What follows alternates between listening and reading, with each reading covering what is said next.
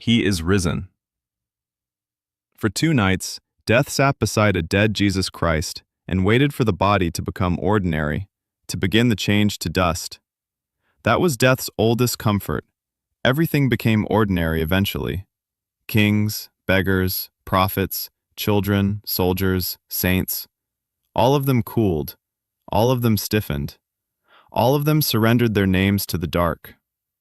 But this one would not become ordinary. Even dead, he disturbed the room. The tomb was black as night. The stone held. The air did not move. For a day, there was nothing. Death waited patiently for the old transformation to begin. Flesh into dust, warmth into memory, name into silence.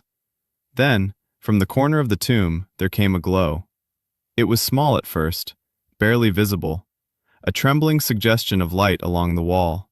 A spider moved there, weaving its web in the dark. Thread by thread, it worked as the faint light grew brighter, until the corner of the tomb was softly lit by something death did not understand. Death stirred. What is this? Then came a sound like air remembering its purpose. A whoosh. The breath returned to his lungs. Death froze. This was impossible. Air did not reverse itself. Lungs did not reclaim what had been taken. Bodies did not call themselves back from the country death had carried them into. But there it was. A first breath. Then a heartbeat. Slow. Then another. The room pulsed warmly with light. For the first time, death was afraid. Time was reversing his touch.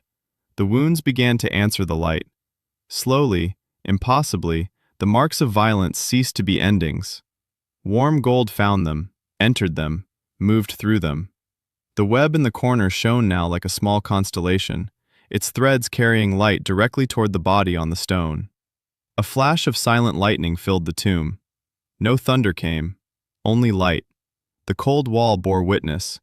The heart beat again, slow at first, then stronger.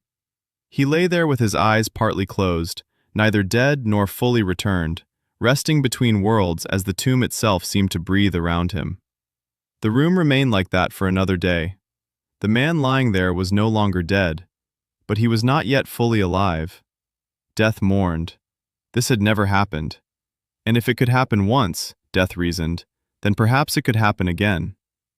A voice came from somewhere beyond the stone, beyond the world, beyond even the jurisdiction of death. Not this one. That was all it said. Death calmed. He did not understand, but he waited now with curiosity. He watched as his ancient work was undone, touch by touch, wound by wound, breath by breath. By the second night, the tomb was filled with warm, golden light. Jesus rested peacefully. His body was reformed, his mind rebuilt.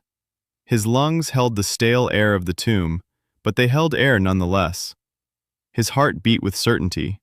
His story was beginning again. Then the room awakened. The man sat upright. For a moment his face seemed distant, as though returning from a place no living man could describe. The linen, the spices, the offerings, the sealed stone, all of it surrounded him like the props of a death that had failed. Death stepped back. Not defeated with rage, not screaming, simply displaced. He faded into the outer rock, graceful and silent, assured this was a special case, yet unable to forget the question now placed inside him. If it had happened once, could it happen again? The tomb was fully awake now, warm, alight, alive. Jesus stood. And when he stood, the tomb began to reveal the world beyond it. Outside waited a gray, drizzly morning, cold stone, wet earth. A grieving world that did not yet know grief had been interrupted. Behind him, golden light still poured from the place where he had lain. He stepped out of the tomb alive, thankful to be. Death left that morning unwanted, turned away from the door. He is risen.